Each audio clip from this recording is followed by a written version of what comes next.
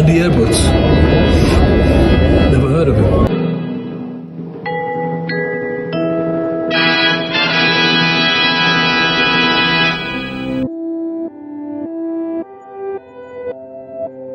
When I started this channel, it was a very simple affair. I had a camera, I was in my garage where I kept my records, and I wouldn't think about bloody clickbait or, you know, trying to make people laugh or doing top tens. My intention then was to spread the word of jazz, rock and prog, and to talk about some of the albums I liked. It was very simple back in the early days, and I was just sat here and I think, why do you make one of those videos right now, Andy? You know. And I thought, what do I really like? Well, I really like jazz rock guitar. So why don't you just nip over there, pull 5 albums out that you really like of jazz rock guitar, not obvious ones, not famous ones, and, you know, talk about them, and maybe your viewers, you know, we're interested in that thing, might go, oh, I'm going to check some of those albums out. I've pulled out 5 here. It's going to be a short little video, nice and short and sweet for today. And I'm hoping some of these you may have heard of, some of these you haven't heard of. It features all my favourite jazz rock guitarists here. In fact, you know who, you know I love Alan Holdsworth, don't you? So Alan features twice on this. I just only just realised that. Yeah, so I will. Let's start with an obvious one, really. Alan Holdsworth. So. Alan Holdsworth had an association with 2 drummers throughout his solo career. One was Gary Husband and one was Chad Wackerman. Chad Wackerman was also well known for playing with Frank Zappa's band. And in Frank Zappa's band often, you know, he was ordered to play Simmons electric drums, which gave him a certain sound. And I wasn't enamoured with that sound. Then I discovered him playing with Alan Holdsworth, and I realised that Chad Wackerman is one of the greatest drummers that's ever lived. This guy's incredible. And he has an approach to time which is absolutely unique. And in the early 90s, he set about doing a series of solo albums, exploring those time aspects. Now, the first one he did was this one, Chad Wackerman, 40 Reasons. The lineup on here is Chad Wackerman on drums, Alan Holdsworth on guitar, Jim Cox on keyboards, organ, piano, and then Jimmy Johnson bass. This Jim Cox guy is a Holdsworth associate, but this is basically the Holdsworth band. Now, what I've always found interesting in this was recorded around about 91, so this is when Holdsworth is his absolute peak, before he seems to fall slowly into the pit of darkness that we see him at the end of the 90s falling into. But this is around the time where he's doing things like Secrets and Wardenclyffe Tower. He's at his absolute peak as a player. He's completely comfortable with Chad Wackerman, and it's very easy to just put this into the bracket of, well, this is just like another Alan Holdsworth solo album. Well, if that's the case, this is incredible. But it's not, because these aren't Holdsworth compositions. These were written by Chad Wackerman, and so you get Holdsworth in a slightly different context, and it's a context I absolutely love. It's a context where, rather than focusing on these shifting, you know, harmonic worlds, which Holdsworth's music's like, this is much more rhythmically dense and a lot more modal. There is chord changes in there. Now, when it kicks off, excuse me, I've got a bit of a tickle in my throat. First 3 tracks, Holiday, Insane, You Came Along, 40 Reasons, all written by Chad Wackerman, although there's another writer on 40 Reasons, so I don't know who that is. Then you get to track 4, and you get a track called Fearless. Now, Fearless is a 1 minute 30 improvisation. So there's these free improvisations that crop up, sort of, they exist within the album, just chopping it up. There's another one called Waltzing on Jupiter, that's 1:48. Then they do one called House on Fire, 1 minute 13. Then they do one called Go, which is just Chad and Alan, which is 1 minute 39. And then I think the last track as well, Schemes, which is actually 3 minutes, is an improvisation as well.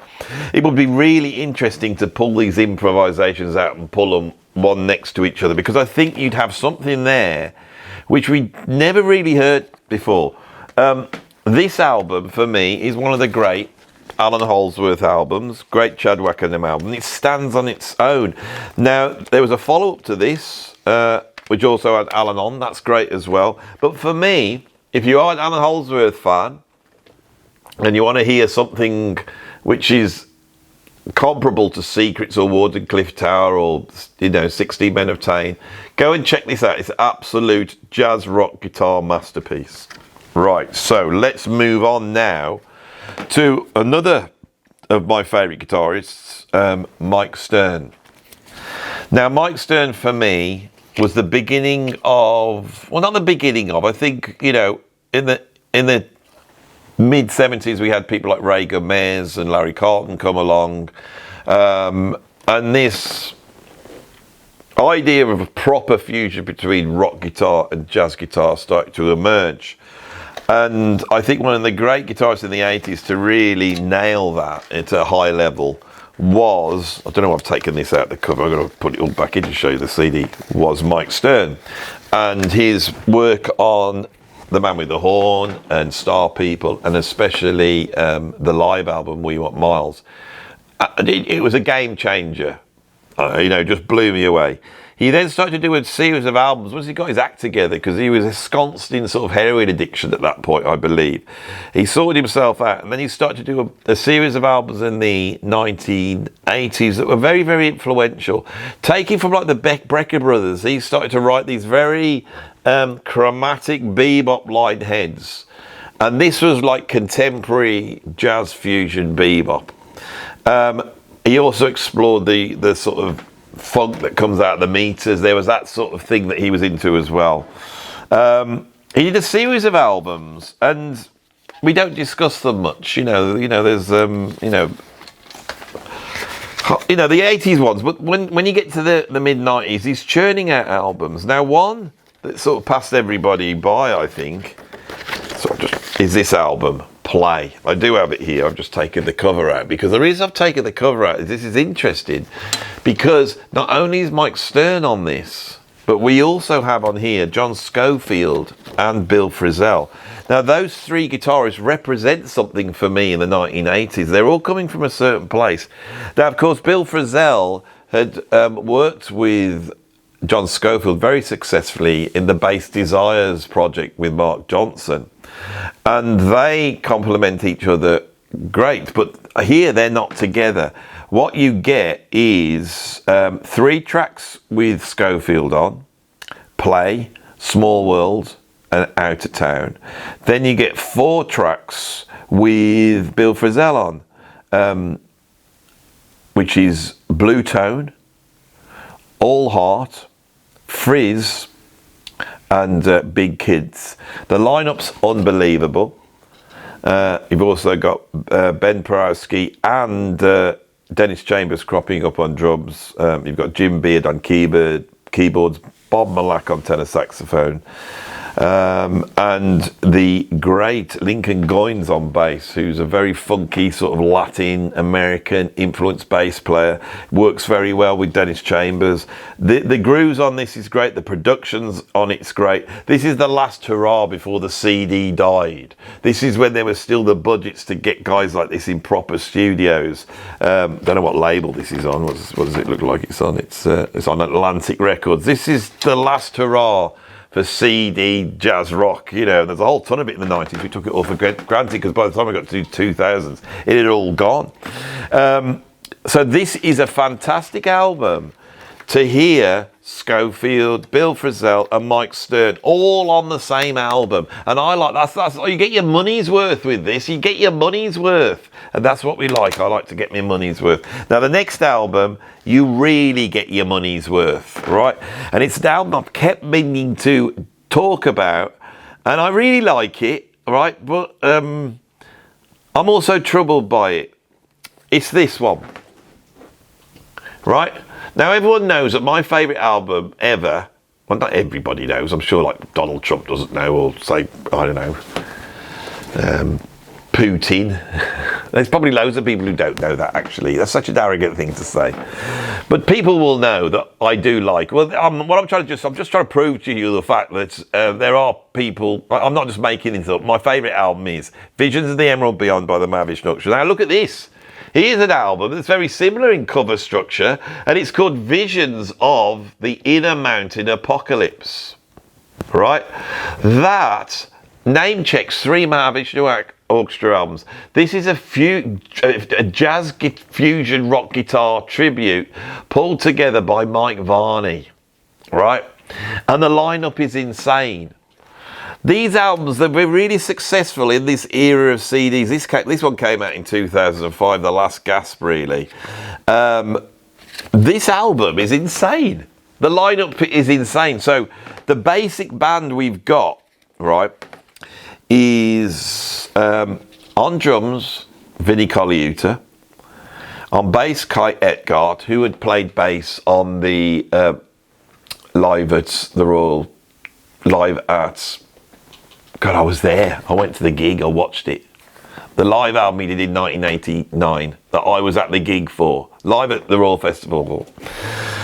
Kai Etgart played great bass, played with John McLaughlin. We've also got Mitchell Foreman on keyboards, that had been the keyboardist in the Mahavishnu revamp in the 80s, and Jeff Richmond on guitar, who I don't know who he is, but he's produced this, he's put this together. So he's obviously a John McLaughlin nut. He's done the arrangements. Now the arrangements are interesting because they could have just played the Mahavishnu stuff and then just put their own guitar solos in. But what they do here is they rearrange these tunes. And sometimes you get other bits of other Mahavishnu tunes coming in. But the guitar players are incredible. It opens up with Birds of Fire, and the guest guitarist on that is Steve Lukather. Then we get Can't Stand Your Funk. Mike Stern crops up in there, great choice for Mike to play guitar over. And we also get Jerry Goodman appearing on violin. Jerry Goodman, from the first Mavish Nutshell, played violin on a track from the second Mavish Nutshell. This is wild stuff for Mahavishnu fans, I must say. Then we get the incredibly complex and brutal Celestial Terrestrial Commuters, and we get the John McLaughlin nut Steve Morse, alternate picking all over that, absolutely fiery stuff. Then we get Meeting of the Spirits. Now the guy on this I never heard of. It was a guy called Jimmy Herring. Now Jimmy Herring has now gone on to be the sort of guitar foil on the sort of reconvened Mahavishnu project album that John McLaughlin did live in San Francisco that came out. It's a double album. I've got it, and I've spoken about it on here, asking the question whether it is a Mahavishnu album. He's brilliant. We know it's like John McLaughlin crossed with Jeff Beck. That's what Jimmy Herring sounds like. Then we get a version of Jazz. That's really left field. That's not even a well-known track off the first 1980s Mahavishnu album that came out in 1984 called Mahavishnu, which I think is going through a little bit of a renaissance. I think people I've seen on the internet, people saying, "Oh, I'm checking this out again." Didn't really care for it, but now I'm going back to it. It sounds great, and it is a great album. It's not a Mahavishnu album; it's a great album. Jazz on there is more of a sort of very spatial, almost like Weather Report composition. And Jeff does his stuff on there, it's great. Then we get Dawn, one of those brutal tunes off the very first album. We get Jerry Goodman on there, but we also get the great Frank Gambale sweeping all over the place. Then we get Lila's Dance, one of the greatest Mahavishnu tunes of all time, again with Jerry Goodman on it, with the great Warren Haynes doing the guitar playing on that. Faith then crops up, also one of those sort of shorter tracks is now expanded into a track all of its own, with the incredible Dave Fizinski, and I think he does my favourite bit of guitar playing on this album. Dance and Mayor is also fantastic. Greg Howe appears on that with Jerry Goodman, and Vinny does some incredible drumming on that. And then it ends with the absolutely beautiful and sublime Follow Your Heart with the legend that was John Abercrombie. So this is interesting because any self-respecting Mahavishnu Orchestra fan should have this, and any jazz rock guitar fusion fan should have this. And we know no one's really talking about this album anymore. It's never mentioned at all, is it? Right? And why is that? Well, I think these sort of tribute albums, they sold at the time but it's a little bit karaoke now, and they don't really fit in. It's not a Mavish Structure album. I mean, it's not any of these. And this idea that we're going to get, you know, a kick out of all these guitarists on the same album. Well, now you can just go on Spotify and listen to them all anyway. So they've sort of lacked, they've lost their sort of a cred, these sort of Mike Varney projects, tribute to this, tribute to that. And I think it's a shame, because this is an interesting take. And although Mavish fans might be a little bit, I get a little bit perturbed, because the Mavish Orchestra, often, the genius of it is its modal, and John McLaughlin is playing in a way, using pentatonic guitar solos, but placing the pentatonic in a way which is like polytonal. Really coming out of what he did on Jack Johnson with Miles. What happens here is these more later style jazz fusion guitarists, they want some chord changes to play over, so they start writing chord changes and put them in so they can play over them. And I'm a little bit like, that's not the point of this. Why can't you take on just the modal thing in bloody 20 and burn on it, you know? So there's a little bit of that, a little bit too much putting in chord changes where they weren't required. But apart from that, this is really essential listening to any Mavish fan or guitar fan. Now, if you are a John McLaughlin fan, and I was doing this video back in the old days, you know I would have snuck some sort of John McLaughlin album onto here, and probably one you never heard of or hadn't heard. Now, recently, an album came out, and forgive me, I can't remember what it was called. The double album's come out of a soundtrack that John McLaughlin did for a film, and everyone's saying it's absolutely amazing, and he composed it, and then they lost the funding for the film, so the soundtrack album didn't come out. Then somebody got hold of the master tapes, and now it's been all pressed up and it's come out, and there's been quite a hoo-ha in the John McLaughlin world that this album came out. But of course we have another soundtrack album that no one ever wants to mention, and it's this one, right? Molom, The Legend of Mongolia. Okay, so this film, I believe, is on YouTube. It's a very slow, moving but very slow film about this little lad out on the, you know, what do they have in Mongolia? Big fields, plains, I don't know. Being sort of going through some sort of training with his older, you know, it's one of them sort of, it's like Harry Potter, you know, you got Gandalf and Harry Potter, but it's boring because it's all artsy and it's not in English, and there's lots of wind being blown around and him trying to do something, you know, like stare out whatever animals they have on the plains of Mongolia, like, I don't know, buffalo or something like that. Yak. I haven't got a clue what I'm talking about here. I didn't watch it, I think I fell asleep. Right, and there's some traditional Mongolian folk songs which are absolutely great. I love all this. Now, the reason why I love this, I do really love this album, because for me, John McLaughlin can write a tune, right? And I feel that more recently, I think John's gone into retirement, but that last band he had, the virtuosity was off the scale, but every now and then I wanted a tune, right? Now here, he's writing these beautiful tunes. Now, the lineup is, if I can just pull it out, it's very simple. I believe it's an extension of the sort of K Allegria lineup, but I'd want to make sure that I don't get this wrong.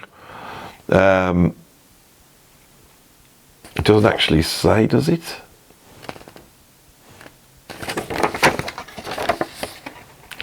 It doesn't actually say who's on this album, right? I'm pretty sure the reason for that is this is just simply John McLaughlin and Trilot Gertu. It's a duo between them.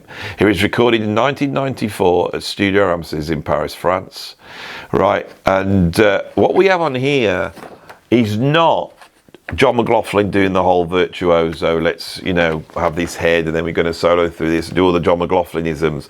It's a lot more simple than that, and it's a lot more beautiful than that, and his compositional style comes through. The instrumentation is very sparse. If anyone remembers, say, the Live at the Royal Festival Hall album, when it all comes down on that great long track and you get that drum solo from Trilot Gertu, who is a magician, just pulling out like all these sounds out of these multiple percussion instruments. He could sound like a, you know, Vinnie Colaiuta on drums if he wants, or he can just sound like a bubbling stream. Trilot Gertu, one of the greatest percussionists of all time, and a great, you know, a great partner in crime for John McLaughlin. I absolutely love this album. Now, I think one of John's greatest tunes is Lotus Feet. Now, Lotus Feet crops up on the Inner Worlds album, where he plays it on a very primitive guitar synth. It's very metronomic. It doesn't have the thing for me. Then Lotus Feet appears on the first Shakti album, the live album. But what you actually have on that album is just them sort of building up to going into Lotus Feet. As soon as they actually hit the melody, it fades out and the whole thing sort of runs out. And I was always very frustrated by that. If you watch the Royal Festival Hall concert with Larry Coryell and Paco de Lucia, they do a beautiful version. And that was always my favourite version. But that theme crops up here. Lotus Feet crops up on here. It's one of John's most beautiful tunes. This is a beautiful, subtle album. And for those who get a bit tired with John's sort of, alternate picking frenzy approach, this is a very great album to listen to. I love this, one of my favourite John McLaughlin albums. So we've done 4. I only wanted to do 5. I was going to plan on, in the old days, I would have done this in 10 minutes, but we're up at 20 minutes. That was about the time I wanted to spend it on. So we started with Alan Holdsworth at the peak of his career.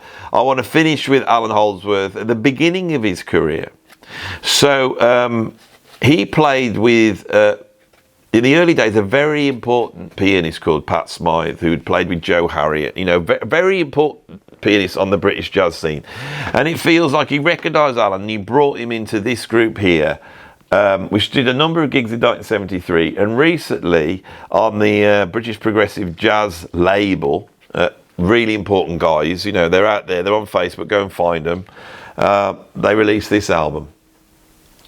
Now, this has only come out in the last few years, but this is a transfer of a radio recording, I think, of the Pat Smythe Quartet. The first 4 tracks were recorded at the Salle Pleyel, Paris, on the 27th of July, 1973. And then the tracks 5 to 8 were recorded at the Festival de Jazz Amphitheatre Chateau Vallon, France, 21st of August 1973. The lineup is Pat Smythe on piano and Fender Rhodes, Alan Holdsworth on guitar, Dal Runswick on double bass, and the great John Marshall, the late great John Marshall, on drums. It's a great band, it's a great lineup. This is somewhere, between straight jazz and jazz rock fusion. When you listen to the compositions, you hear like track 5, for example, Floppy Hat. 8 minutes of that. That's a Holdsworth tune. So we hear Holdsworth tunes. I wouldn't like to say which one. But these Holdsworth tunes that crop up, we hear some of them on Gaseous by Gong. And then we hear them cropping up on the Velvet Darkness album. He's got these compositions that never really got nailed properly, especially according to Alan. But it's really fascinating to hear what Alan's doing in the early days in 1973, because when you put this album on and you think, well, 1973, you've got what's coming out that year, House of the Holy, Led Zeppelin, Jimmy Page is doing that. What's happening guitar-wise? I mean, Tales from Topographic Oceans, perhaps. John McLaughlin's just come out with the live album, so John's played some pretty fierce stuff. Aldi Meola's not on the scene. Who's on the scene that's doing this? And then you put this on and hear what Alan Holdsworth's doing back in 1973. It's almost like what he was doing here was so alien that it took time for the world to catch up. This must have just sounded astonishing in 1983. And there's so many questions that come into my mind about this period. Was he just known on the scene? What did they think of him? And it's obviously Nucleus grabbed him. He was playing in this band. Soft Machine grabbed him. Isn't he in Tempest for a while? John Heisman's band. All these early British jazz rock bands, he played with them all. And then he goes to America, hooks up with Tony Williams, almost following the footsteps of John McLaughlin, a Yorkshire guitarist, going to America, hooking up in Tony Williams' lifetime, and then finally getting his big break and becoming world famous, which then he sort of kicks away almost. It's a very interesting story. I'm always fascinated with the Alan Holdsworth story, and then since he's died, it's like, how did you find out what was going on? Why do we want to know what's going on? It's because what he did on the guitar it was such an incredible statement. I can't think of anybody on any other instrument that's ever come along and taken that instrument and done that to it. The only person that's similar to me, to Alan Holdsworth, is Stanley Jordan. He does that on the guitar again in his own way. I love this. You could hear that the guitars and the pickups and the amps and his chops aren't as developed as we hear later on. And I think for people who don't quite get Alan Holdsworth, they actually need to go back to these early 70s recording. Go and check out Bundles by Soft Machine. Go and check out him on Tony Williams' Lifetime. And go and check this album out. And I bet you, if you go and try and find this, it will be sold out, because I'm pretty sure this will be the biggest seller for the British progressive jazz label. But if not, go and buy something else off them. Keep them going. So these are 5, not must-haves, but, you know, 5 albums that if you're a jazz rock fusion guitar fan like me, you could go and check out. Chad Wackerman, 40 Reasons, Mike Stern's Play, Visions of the Inner Mountain Apocalypse, John McLaughlin's Molom, and Pat Smythe's New Dawn Live 1973 with Alan Holdsworth on guitar. And I can't think really, the only guy that I haven't covered here, they're all the rest of them on here, all the major ones. But the one guy that I haven't really covered is Scott Henderson on Aldi Meola. There's a few there, but we've had bloody all the rest, haven't we? Schofield and John Abercrombie and Greg Howe. They're all here. Love jazz guitar, always will. Keep it alive. Go and check out the albums. Keep listening. Old school YouTubing. No editing. You know, I was going to keep this one short to 20 minutes. It's 26 minutes because I've learnt to gabble.